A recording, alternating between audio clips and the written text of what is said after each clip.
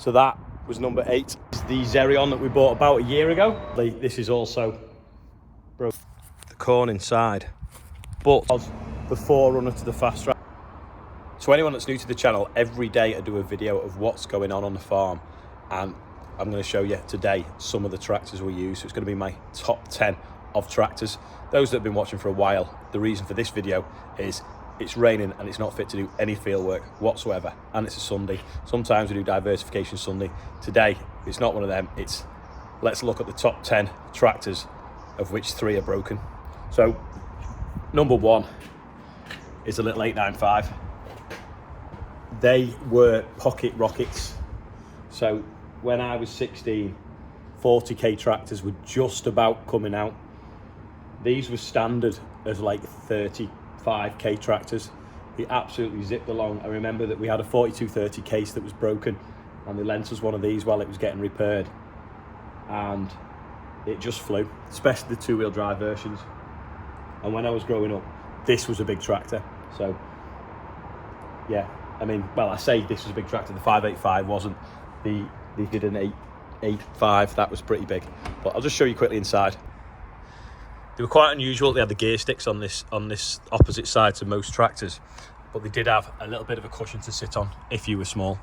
But yeah, I really like this tractor now. This is ex-British Sugar. It's not done many hours whatsoever. I think it's done about 1,200 hours, but it'll turn on a sixpence with only being 2-wheel drive.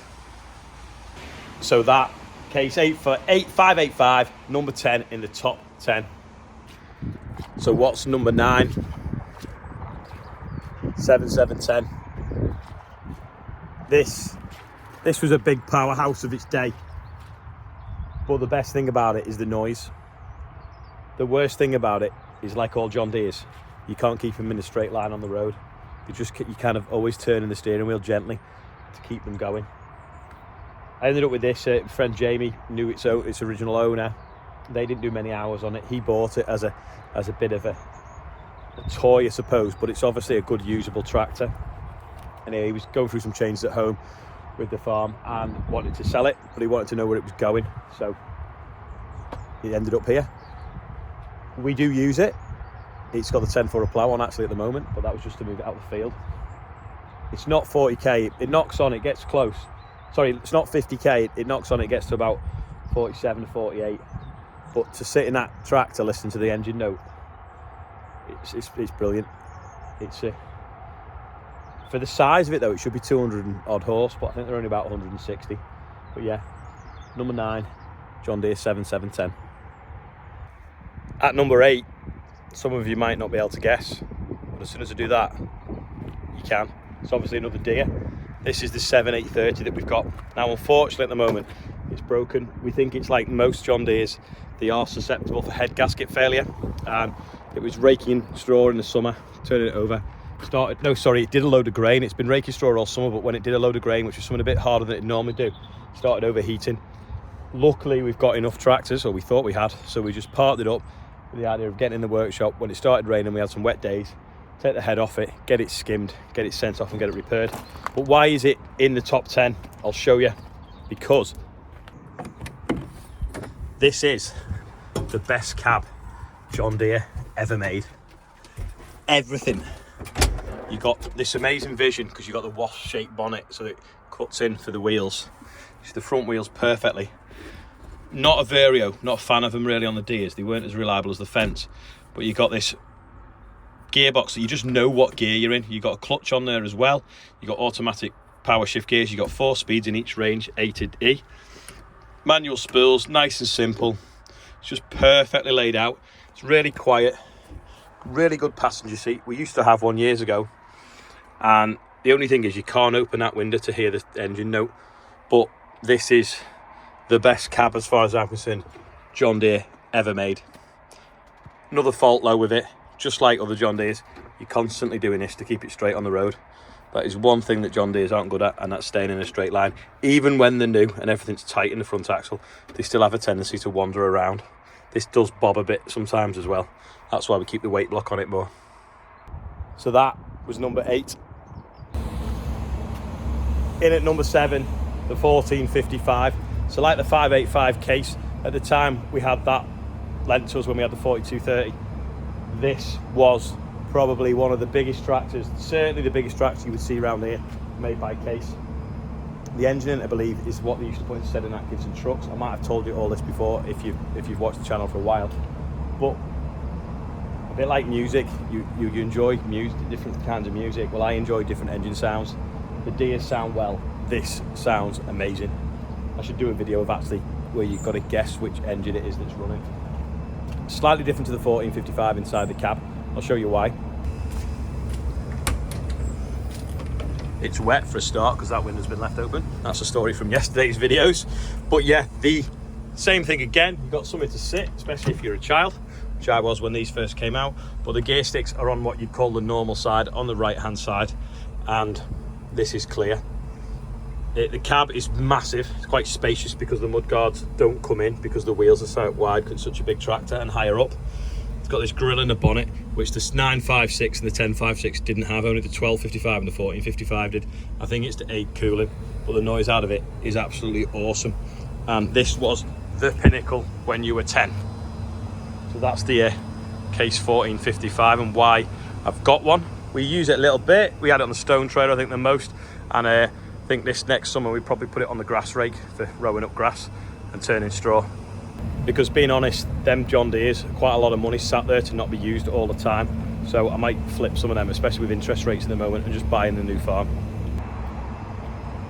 At number 6 sits the MB track. So this was the forerunner to the fast track. It was the forerunner to the Xerion, believed to be developed quite closely with helmet class before it ended up in the hands of the guy that was building it for Mercedes. Actually, Mercedes never made them, someone else made them for them.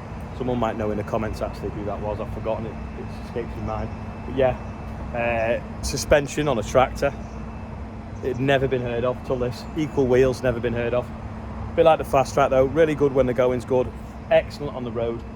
Get in the field, get it wet, not ideal conditions, they start to sink. That's where the small wheels become a disadvantage. But it had a platform on the back, so lots of people put sprayers on them, and it had wind down windows, so you could actually go around and drive through in it because you weren't you were sat in the middle and that window opened. But yeah, quite a big cab, proper passenger seat. This needs a little bit of tidying up, but yeah, that is the MB track. One of the reasons I've got it is because it needs doing up. It's in badly need of refurbing, but also it says Ollie on the reg plate. So yeah, MB track is number 6. Number 7 is the Mini Merlo. I've stood next to it for scale. It's a bit of an in-joke. This, we had a small telehandler on demonstration. It was a Wackeneusen. It was yellow, but also you can get them as a Weideman, and I think even the little Kramers as well. We had it, we found it really handy because we didn't have a little forklift, we only had 2 bigger Merlos. Anyway, when we realised that all the attachments to fit the big ones could fit this, we thought it was a good idea. It's brilliant for putting on the back of the low loader with some seed on the front or fertiliser, and then you can assist the drill or the fert spreader.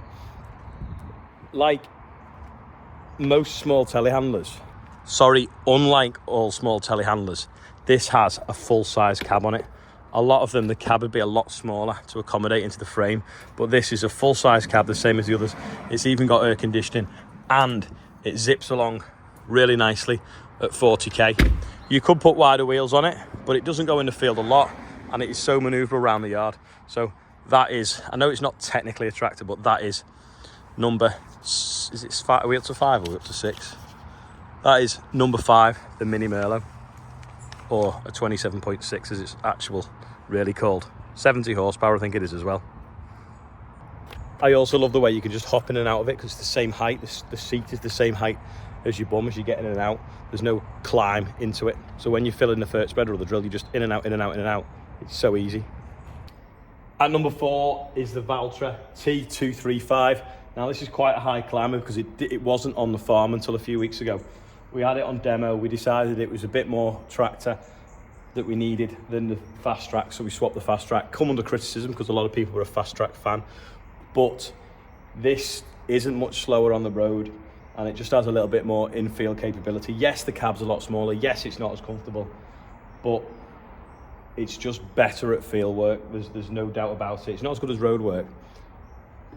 It's only at number 4. It might climb higher. I haven't driven it a massive amount, but it's certainly a very capable tractor. It also looks stunning in the burnt orange colour that it is. And the cab has got so many options.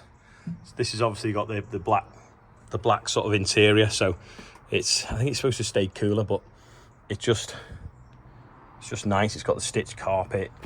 The seat's really comfortable. It's leather. It keeps clean. That's suede. It's got a big fridge. Yeah, it's just a nice environment. I do feel when you're first climbing, it does feel a bit dark, but as the day goes on, you can open this as well and let more light in. It's kind of better to use it in the dark because you don't get any reflections somehow, because you've got a dark interior, not a light interior. But yeah, looks stunning. So that's number 4. So this is number 3. This is the Xerion that we bought about a year ago. It's a 3,800, which means it's about 380 horsepower. It is technically the most powerful tractor on the farm. Why did the biggest tractor not placed any higher?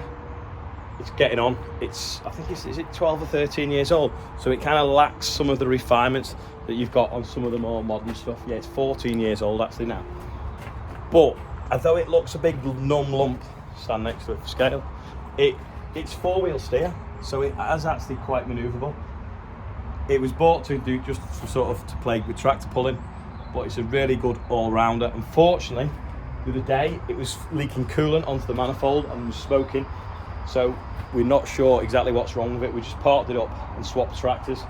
It might be something daft. It might be a Jubilee clip that needs tightening up, or it might be something a bit more serious, like what happened to it last year, where the sleeves that hold the injectors in cracked and it was letting water and it was blowing the header tank dry from compression getting into the water.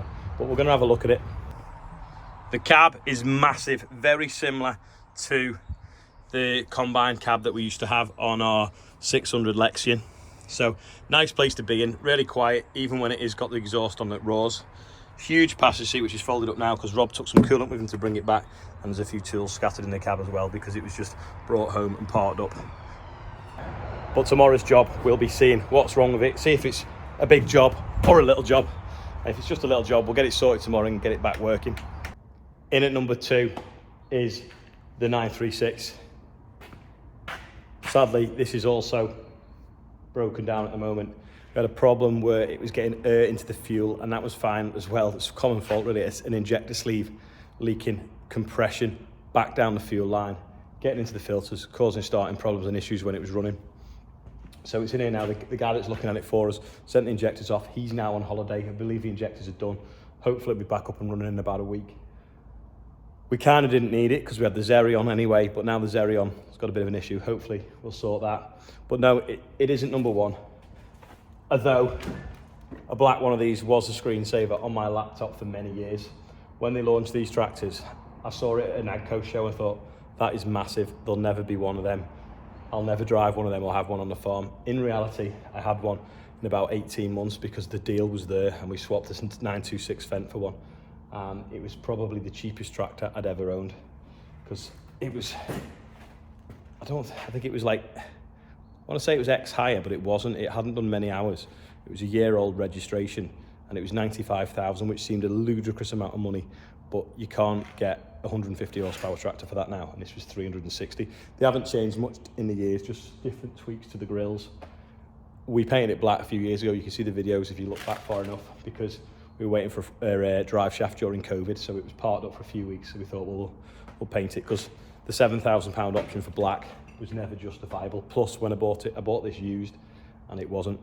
It is a bit unfortunate that it's broken down because it's not got warranty, so it's costly to repair. Up until YouTube, I only had 2 frontline tractors that were both under warranty and never had to worry about repair bills. But with YouTube, we bought some more classic stuff. The farm's got a bit busier and bigger, so hence why some of them don't have warranty, but at least we can repair them ourselves. Before we see what's number 1, we're just going to go and quickly check the sweet corn to see whether it's going to be fit to combine the next week or so. Yeah, the near 20 mil of rain we've had over the last 48 hours isn't helping that field that we want to drill with barley. So this is an experimental patch of maize that we're going to combine. So Let's crack a cob open and see how it's looking. So it is maturing. They're getting harder, the corn inside, but I think it's quite a while off combining. Can you see these tassels? Each one of them leads to a kernel. Isn't that quite clever? A bit like barley, but yeah, it's going to be a while before that's ready, especially with the wet weather we're getting at the moment. They are talking over 20 degrees, not next week, I think the week after, so that'll make it ripen. Partridge just flew off. Anyway, let's go and see what's at number 1. Flock of geese flying over here. Just stopped to film them geese, but just quickly while I've stopped, every day some of you might know as well that we do a birthday bumper, so we give a birthday shout out for anyone whose birthday is. That's the advantage of doing a video every single day. You can do that. Anyway, today's birthdays are on the front of the buggy. So we've got Oliver Dennison, he's 11, Christine Smith's on there, one of them's a joking name, so see if you can see it. Susan Mortimer's on there, Gethin Miles is 13, Jamie Jimbo Stewart's on there, Joe King is on there, Tom Green's on there, aka Diggerman, he's 30, Francesca Tyrrell is 34 plus a week, and Daniel Carey is 34. So happy birthday everyone on today's birthday month. If you want to be in it, click the link below. Every single video in the last few years and you can be on there. So far we've raised £47,564 for the North West Air Ambulance, which is amazing. Right, let's go and find number 1. So here it is, number 1, the Fendt 724. Why is it number 1? Because it's powerful, it's manoeuvrable, it's fast, and it's got less steps than a 936 to get in. It's just such a lovely tractor to drive. It's really quiet on the road. It drives like a car. Loads of power to pick machines up. The lift capacity is amazing. It's just, yeah, the best tractor I've ever owned. The cab is lovely, full of crisp packets. Looks like Morgan's been in here eating. But we've got more screens now because we've even put Apple CarPlay in it, haven't we? But you know, you've got the screen there that I've put in, you've got that screen that you can put the GPS on, you've got that screen, the radio's all controlled by it, all that is programmable. It's just a joy to drive. It's just booting up now actually. Saying it needs a service, it's a lie, it's been done. It's not been reset. Yeah, but there you go, that is number 1 of my favourite tractors is the Fendt 724. There is one thing wrong with it though. Like all of them have got this, and that's the cost of them. They're just ridiculous at the moment. Farming at the moment isn't really sustaining the inflation that we've had on machinery at the moment. Anyway, before I end the video, it's gone on far too long. Big shout out to Ian from the West Country, works for Mole Valley, that dropped us off some cups and some biscuits for the lads for this week, so thank you very much for that. Anyway, I hope you've enjoyed the video. Let me know if I've got it right. What is your favourite tractor? Is it the same as mine? Let me know in the comments. If you've enjoyed the video, share it to all the platforms. Let's see if we can get it shared really far as an experiment, just to see whether that makes a difference to the YouTube channel. Thanks to the 100,000 subscribers that are watching. Hopefully all of you have watched this video, and hopefully you've all given it a thumbs up. That is all for today. I will see you tomorrow with another day of what's going on the farm.